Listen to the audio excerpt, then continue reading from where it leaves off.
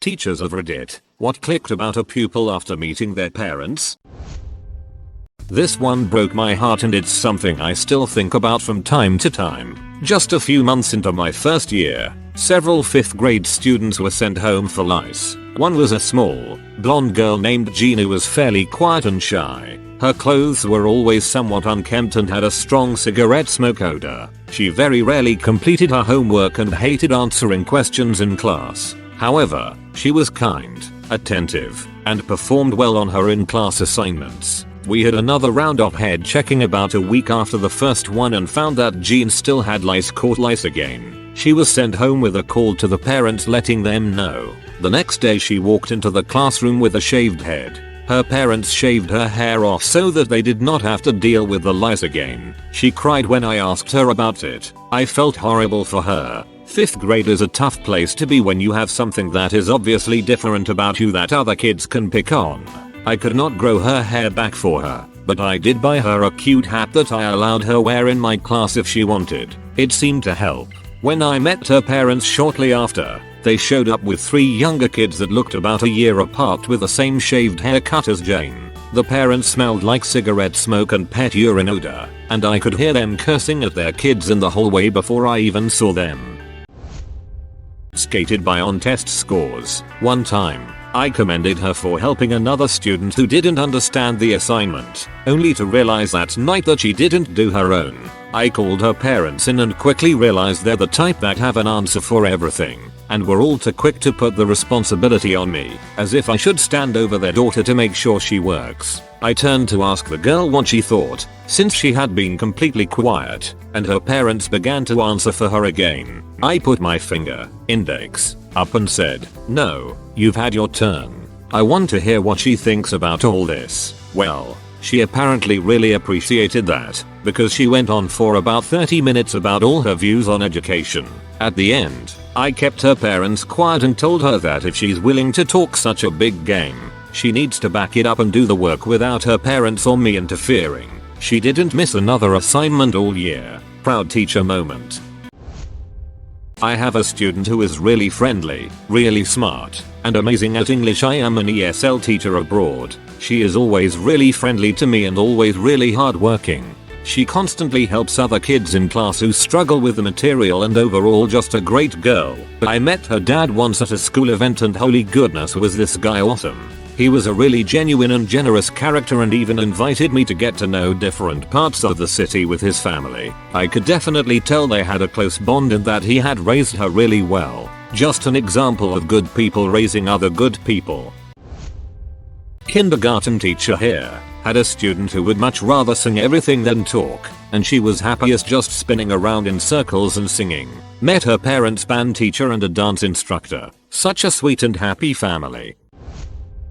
My best friend is a teacher. He told about this one kid's parents he met. The kid was insanely smart, genius level. He would finish his work and just play on his phone or talk to friends. But he had zero homework turn-in rate. My friend requested to meet his parents, ended up finding out that his father would beat him repeatedly, and the kid would never truly go home, but rather take up working instead of being home with his father. It was sad because the kid admitted that he was capable of doing his homework, but he was too scared to and just didn't have to face his dad. Apparently later the kid came back to meet a couple teachers and rolled up in a BMW i8. I guess he made it out somewhere. This is from back when I was doing my student teaching. There was a girl in one of my classes that never did any work in class, turned in her homework late, and would ignore huge projects until literally the last minute and then ask to come in for help every day at lunch after school to make up for the missing work. Eventually I caught her cheating on a quiz. I took her quiz, gave her a 0, and told her that cheating wasn't allowed. About a week later, we had parent-teacher conferences. The girl came with her mother, who took out every assignment that had been graded and handed back, and proceeded to argue with me over individual points. Things along the lines of, well, she spelled it all right, so that deserves some credit, right? Or she circled the right answer, so she should still get some credit when that right answer had been crossed off and then another answer had been selected. This took nearly an hour to go through. Finally, the mother brought up the quiz, and I told her about the cheating. The mom said, Well, you should give her some credit on it. She was pretty clever to think of that trick. From then on, I made sure to schedule meetings with myself, my mentor teacher, and the principal present. Clearly it wasn't that clever, since she got caught. I was telling the parent that their child was generally inattentive. He would look around, fidget, and just nod along smiling when I knew he hadn't been listening. As I was consulting my notes, I looked up to see the parent looking around the room, bouncing their leg. As soon as they realized that I was done talking, they nodded and smiled. One of my students is safe playing. He won't try any new ideas while doing maths and would frequently look out to applying some formulas. I used to think that he genuinely is less creative than others, but at times, particularly when playing games, he would show bursts of real brilliance. When I met his mother, it clicked why. The mother burst into tears saying she was afraid what would happen if the child would fail. She really desperately wanted him to succeed, and because of this desire has all but closed his chances of success. He is so afraid of failure that he doesn't even try. Had a kid that you looked at and it was very much a lights are on but nobody is home sort of feeling. I teach high school, so sometimes that's just the phase they are in, but this one was basically living perpetually in that mode. Kid has an IEP, Individualized Educational Plan, which is a legal special education doc. I can't reveal what was in there, but it was, suffice to say, generic. So it feels like there are pieces missing. Days go on. This kid is the gold standard of something is up. Completely illegible handwriting to the point it doesn't resemble writing. You ask about what we are doing in class and the answer is so random and off task that if a kid didn't look and act fairly childlike for their age you would assume hardcore drug use. But this kid, if anything, had Ralph Wiggum genes and didn't know what drugs were. Mom comes to back to school night, which is supposed to be 5 minutes with a class of parents. A nice how do you do and everyone moves on. She corners me, immediately starts telling me about her concerns that I don't fully appreciate her miracle baby who was mute until 8, didn't walk until 4, walked backwards first, and had an IQ of about 60. They told her this kid would never make it in school and didn't. I think you just couldn't tell anything was ever delayed, because this is a miracle. That's why she blocked all mention of those conditions from the documents, because people would never guess otherwise. Miracle. When the word miracle comes up from a parent it always explains a lot. Had an 8th grade student. Great kid. 100% responsible, academically talented, and would always speak in short clipped sentences and look like he was a frightened deer about to bolt. Had a conference with him and his parents together in which the kid was supposed to be leading the conference, reflecting on his growth and identifying his challenges. Every time the kid opened his mouth to say something, he'd get halfway through the sentence and mom would finish it for him. Poor kid was always trying to get ideas out quickly so he wouldn't be interrupted. I had a 2nd grade student who was constantly getting into pretty serious physical altercations with others, stabbing kids with pencils, slapping girls across the face, etc. The first time I met his mom was when she came up to the school threatening to choke me because I said her son couldn't come on a field trip to the pumpkin patch because he was too violent.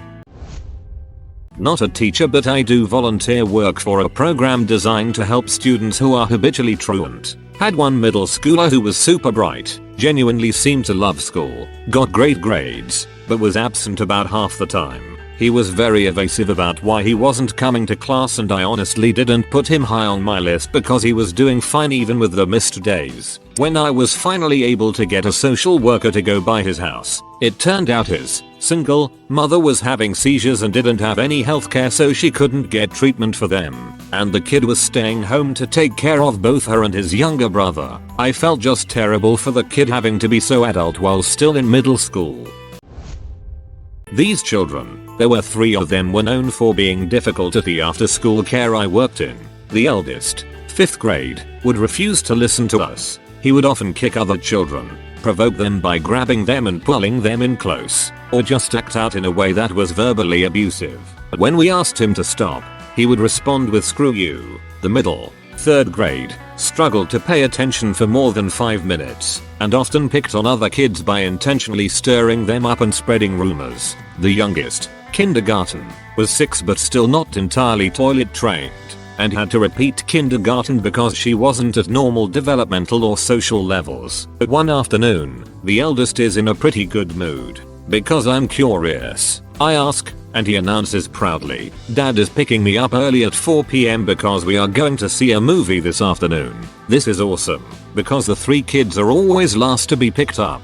But 4 p.m. comes and goes, and there's no sign of Dad. 4:30 p.m., 5 p.m., 6 p.m., 6:30 p.m. It's closing time. We get a call from Dad. "I'm sorry, I got caught up. It's almost 7 p.m. before Dad arrives." As the kids grab their bags, he tries to explain to me, but he's sort of all over the place. Some actual quotes from our conversation.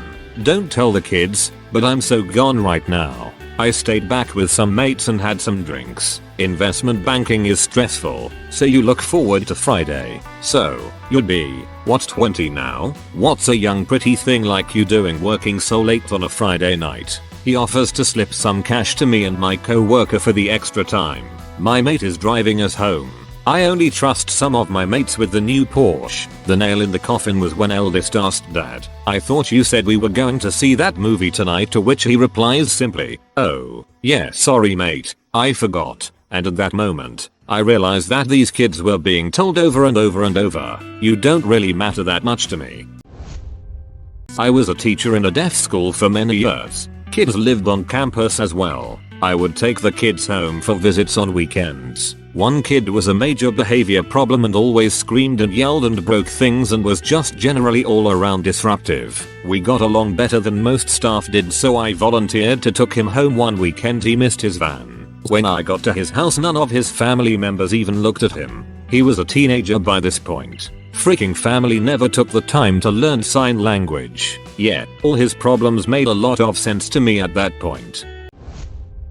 Not a teacher, but a youth worker. Sibling group, all speak as if they are deaf. Accent, incorrect emphasis, excluded sounds, and exhibit rash, impulsive behavior. High instances of school refusal, but polite, ambitious, aspirational, popular and well dressed. Turns out mum had an intellectual disability and was a drug addict, so all 3 kids had IDs and possibly FASD. But grandma was a drug dealer, so they always had loads of money for clothes and food, and drugs. Kids had just learned to speak like that based on their mum's speech, which was affected by her constant drug use.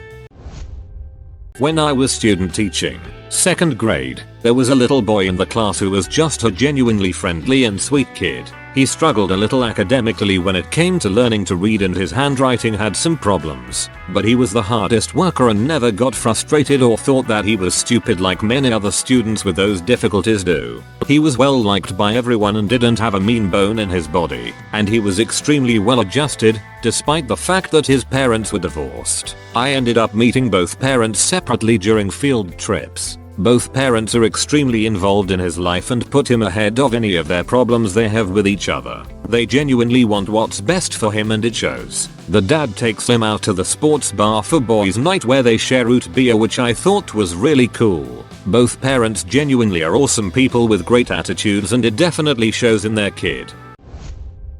When I was student teaching, I had a student who seemed to have textbook fetal alcohol syndrome. Then one day I saw her with her mother at Target, and I recognized her mother as one of the long-time regulars, that is, chronic alcoholics, at a bar I worked at in college. The whole thing made sense, and it was very sad.